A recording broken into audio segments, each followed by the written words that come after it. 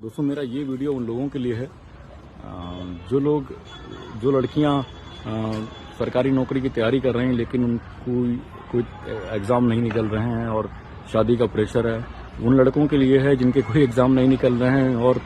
समाज का बहुत प्रेशर है और वो कहीं ना कहीं कोई प्राइवेट ट्यूशन्स पकड़ रहे हैं क्योंकि घर से उनको पैसे मांगने में अब शर्म आ रही है। तो मेरा ये सजेशन उन लोगों के लिए है और प्लीज़ इसे बहुत सीरियसली लीजिएगा कि आप किसी भी कीमत पे कोई प्राइवेट स्कूल, अगर आप वाकई कंपटीशन की तैयारी कर रहे हैं, बहुत जूझ रहे हैं, बहुत फोकस्ड हैं, बस आप पैसे कमाने के लिए आप कोई स्कूल पकड़ लिया है, आपने प्राइवेट स्कूल पकड़ लिया है, लेकिन आपका मेन फोकस सिर्फ यही है कि आप सरकारी नौकरी चाहते हैं, बस 1-2 मार्क्स से आपकी नौकरी रुक जा रही है या कुछ मार्क्स से रुक जा रही है, तो मेरा सजेशन ये है कि आप कोई प्राइवेट स्कूल बिल्कुल ना ज्वाइन करें, क्योंकि वो जो आपको मुश्किल से 5-6 हज़ार रुपये दे रहा होगा, लेकिन वो आपके सिर्फ वो 6 घंटे नहीं लेता है, वो आपकी सिर्फ शारीरिक मेहनत नहीं लेता, वो आपकी मानसिक जितनी भी एनर्जी होती है पूरे दिन वो चूसे रहता है, वो बिल्कुल ड्रेन कर लेता है, आपका दिमाग बटा रहता है, बिल्कुल उन चीज़ों में लगा रहता है। प्राइवेट जब आप स्कूल में पढ़ाते हैं या कोई भी नौकरी, और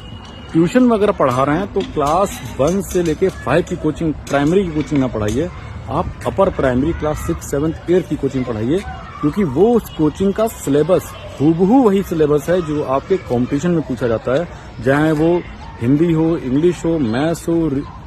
ईवीएस हो, ज्योग्राफी हो, हिस्ट्री हो। तो ये आपको बहुत ज्यादा फायदा करेगा और लोगों को ये फायदा किया है। आप देखेंगे कि अगर 5-6 महीने आप लगातार 6, 7, 8 के बच्चों को ट्यूशन पढ़ा रहे हैं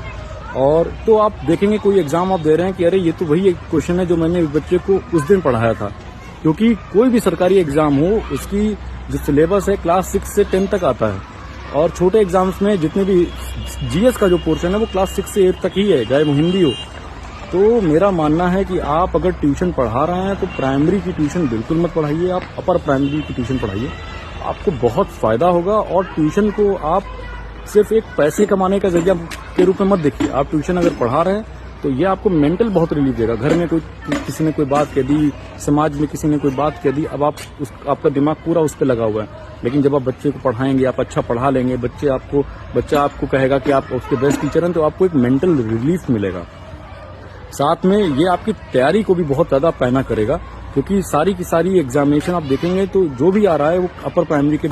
लेवल का आ रहा है, तो वो आपको बहुत मदद करेगा। और ये बात मैं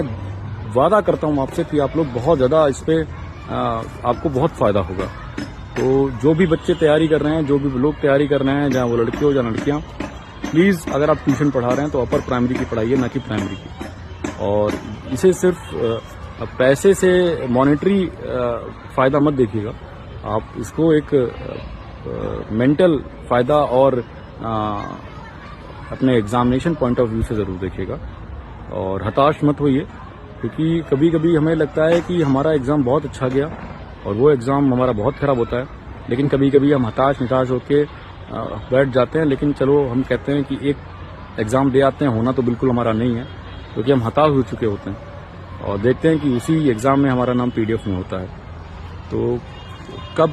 ईश्वर अपना हाथ आपके मस्तक पे, आपके सर पे रख दें, पता नहीं होता है। इसीलिए जूझते रहिए, लड़ते रहिए, बाद में आप इन्हीं दिनों के संघर्षों को बहुत याद करेंगे और आपको अपने आप